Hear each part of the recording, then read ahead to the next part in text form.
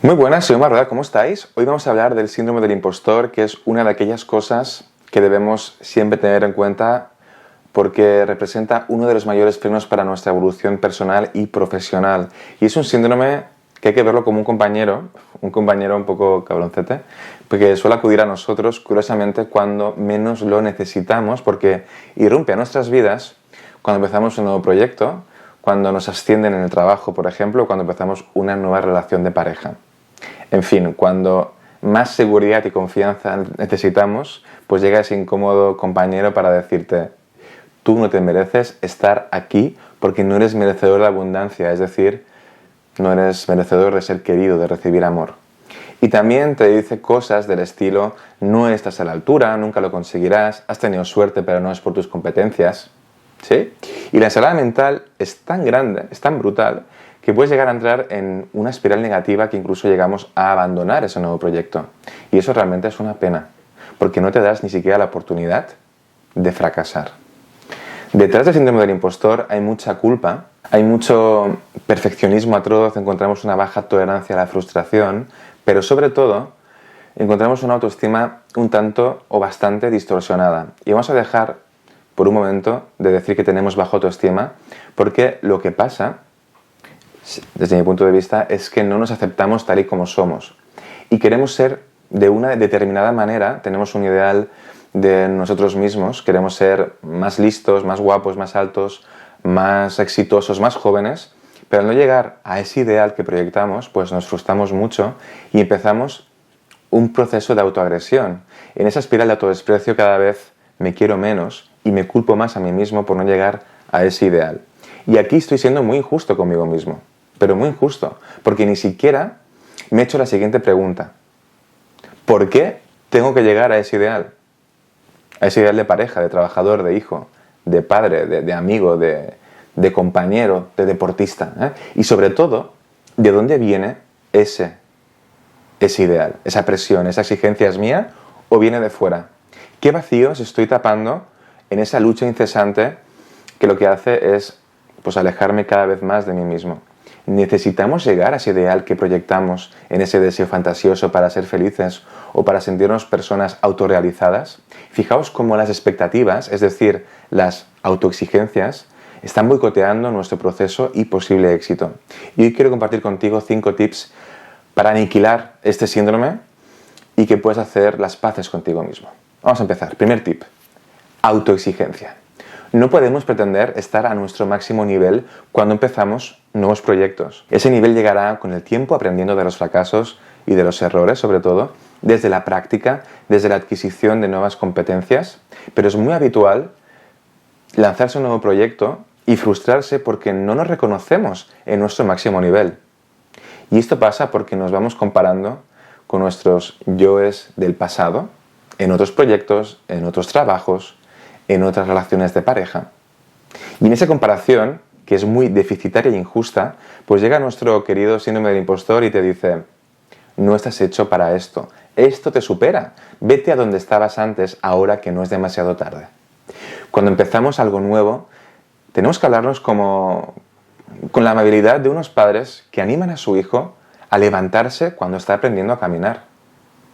¿Te imaginas a un padre gritando a su hijo de 1 año por caerse al suelo en sus primeros pasos?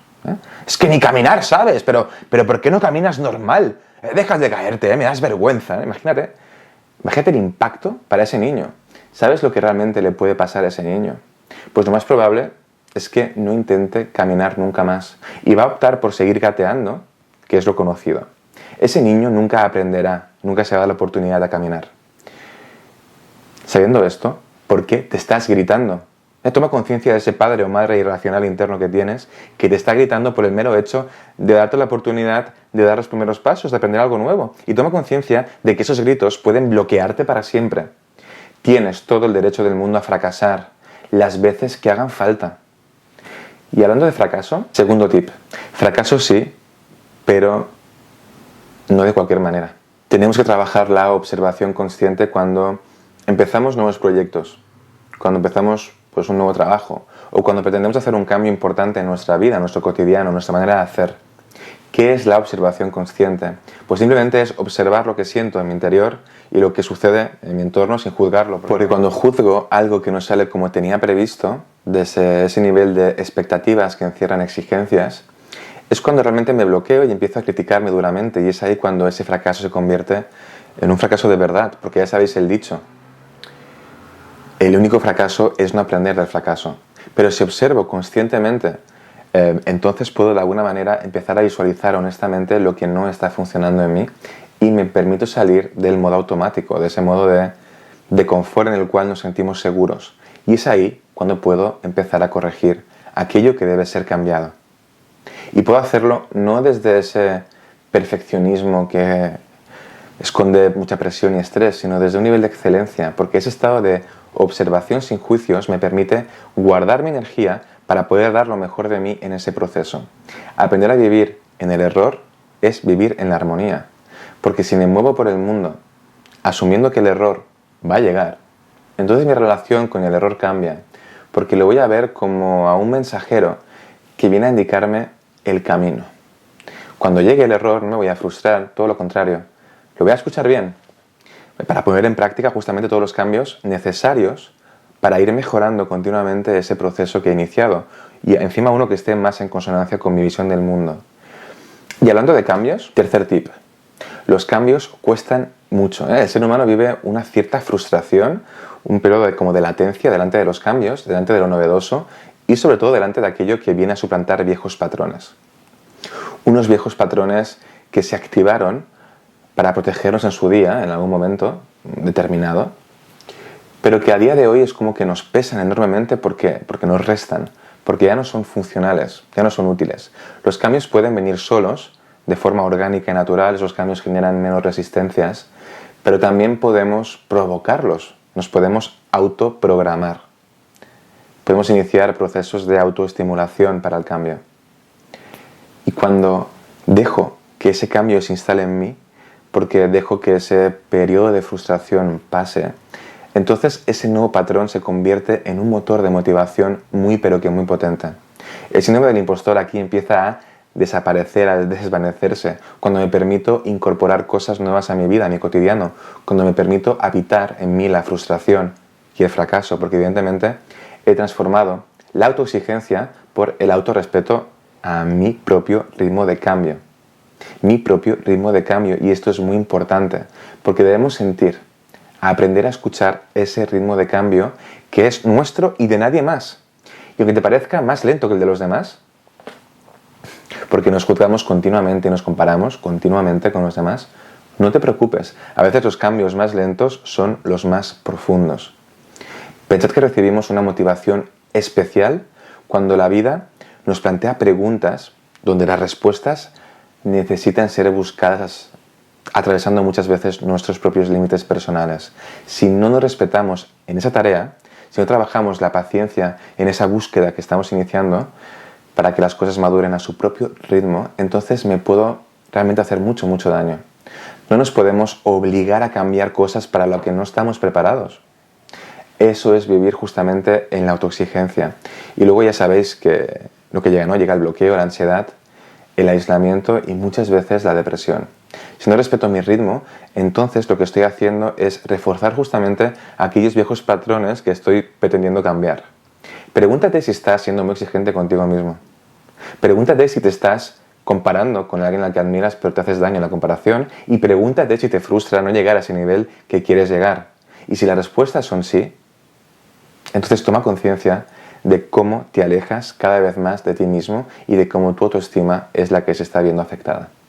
Lo interesante aquí no es que te conviertas en una réplica mejorada de otra persona. Lo importante aquí es que brilles desde tu autenticidad.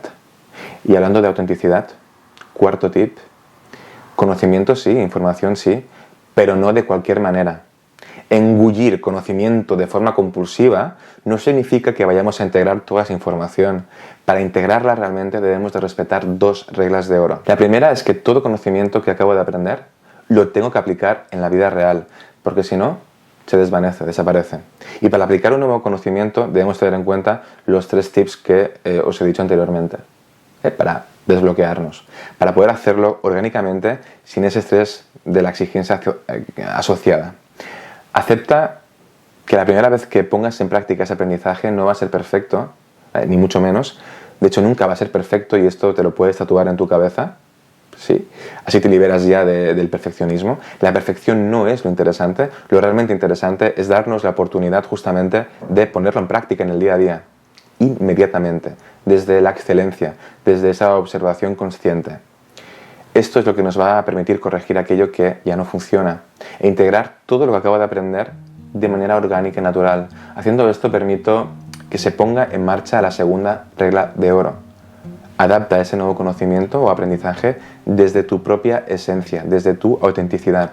Ir corrigiendo errores me permite adaptar esa herramienta que he aprendido desde mi propia necesidad, desde mi propia visión del mundo.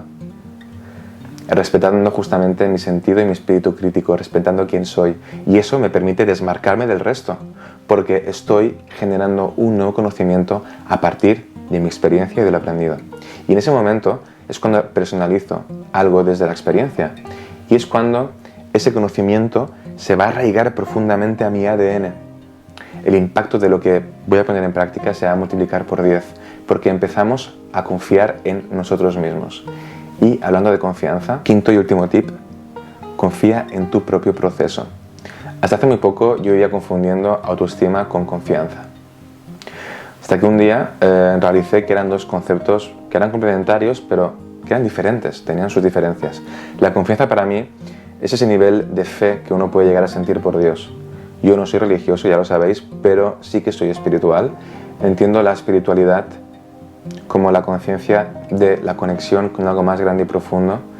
Para mí es el universo, para otros se manifiesta con otros nombres, otros conceptos. Entiendo esa confianza como ser positivo y constructivo de manera natural. Si me muevo desde lo negativo continuamente, entonces vamos a notar cómo empezamos a meternos en una especie de pozo, a hundirnos en un pozo sin fin, infinito, que no tiene fin. Y entonces eso me aleja de mi propia autoconfianza, que es justamente lo contrario que quiero. Deja de fijarte en lo negativo por un segundo, por un momento, y focaliza en lo que ya funciona en ti. Porque si me centro en lo negativo, entonces esa pequeña voz en off de que nunca estarás a la altura, se va a apoderar de mí. ¿Y qué va a pasar? Pues que nunca voy a estar a la altura. Nunca. Recupera lo que sí que funciona en ti. Para empezar, tienes un cerebro, tienes unos ojos, unas manos, tienes diversos conocimientos que seguramente puedes poner en práctica en ese nuevo proyecto. Esa inercia de fijarnos en lo que no sabemos hacer cuando empezamos algo nuevo tiene cierta lógica de supervivencia.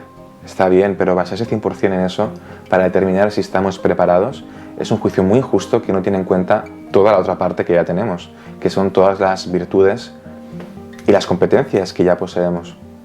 Pueden ser nuestra personalidad, nuestra manera de ver el mundo, de sentir, nuestra capacidad de imaginar y de crear cosas, nuestras cualidades humanas, nuestros valores, en fin. Deja de centrarte un momento en aquello que te cuesta hacer y fíjate en todo lo que ya sabes hacer. Si partes de ahí, partes desde una posición de ventaja y muy enriquecida, y la semilla que quieres que germine y que crezca con fuerza va a encontrar los nutrientes necesarios para hacerlo. Pero si la semilla que plantas, ese nuevo proyecto, es plantada en una tierra estéril, pobre, desde lo negativo, entonces difícilmente podremos disfrutar del proceso, de su crecimiento y recolectar sus frutos más tarde. Sé constructivo en esto porque todo parece imposible hasta que se hace. ¿Ok? Muy bien, pues hasta aquí el vídeo de hoy. Espero que te haya sido de utilidad. Si así lo ha sido, dale a me gusta. Compártelo con todas aquellas personas a las que quieras muchísimo. Te animo a que te suscribas a mi canal si no lo has hecho. Y sobre todo, dale a la campanita para que no te pierdas ninguno de mis futuros vídeos. Hasta la semana que viene.